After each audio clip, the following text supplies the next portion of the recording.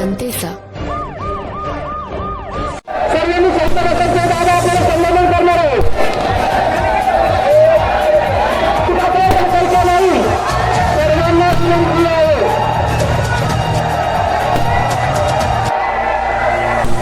सर्वांना विनंती आहे शांत बसायचे.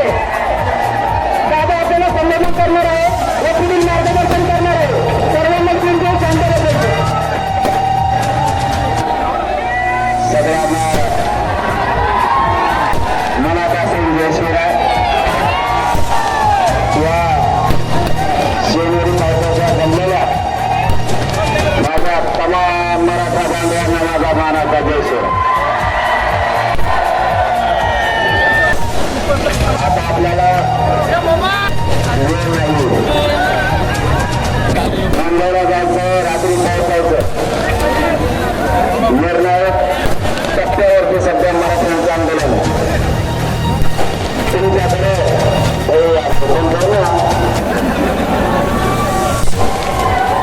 सुरू केले आपल्याला कुठल्या परिस्थितीत आपण 70% लढाई जिंकली, थोडी राहिली. जुन्नर आणि शिवनेरी गडाचा पट्टा आणि पुणे जिल्ह्याचे मराठी एक लवकर घराच्या बाहेर पडले तर महाराष्ट्राचा प्रचार गुलाल पडला करून समजा. तुमच्यावरची एकच जबाबदारी घेऊन पुढे लगेच जातो. जर मराठा गरीबाच्या पोराला मुंबईत बसवलं नाही आणि जर त्रास दिला तर शांततेत पुणे जिल्ह्यातल्या खानदानी मराठ्यांना, जातवान मराठ्यांना रस्त्यावरती शांततेत यायचं आहे. सारखे कान आणि डोळे मुंबईकडे ठेवायचे. कामं धंदे बंद, पण मराठा समाजाला न्याय दिल्याशिवाय आपण कोणी शांत बसायचं नाही. लोकशाहीचा कायद्याचा मार्ग सोडायचा नाही. आता सरकारनं आपल्याला परवानगी दिली.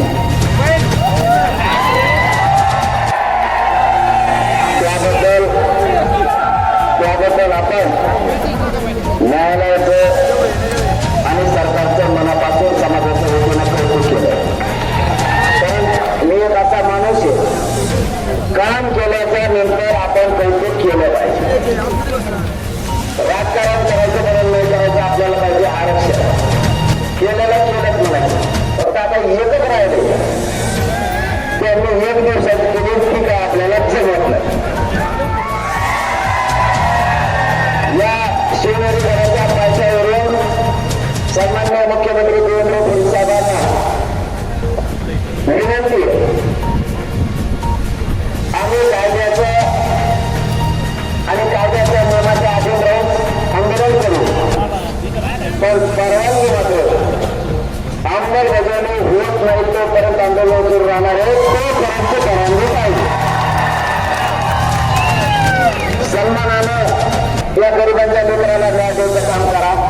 हे समाज तुमचा कौतुक करेल.